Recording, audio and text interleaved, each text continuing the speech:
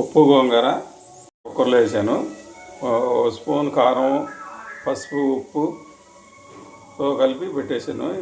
ఉడికిన తర్వాత 2-3 విజిల్స్ వచ్చిన తర్వాత మెదుపుకొని తిరమూత పెట్టుకోవడమే.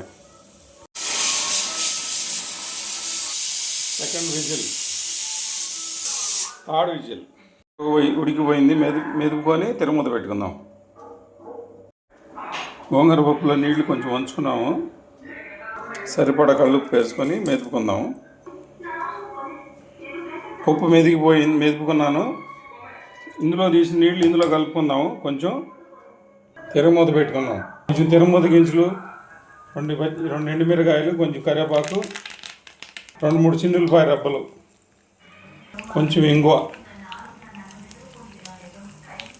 1 టేబుల్ స్పూన్ పసుపు,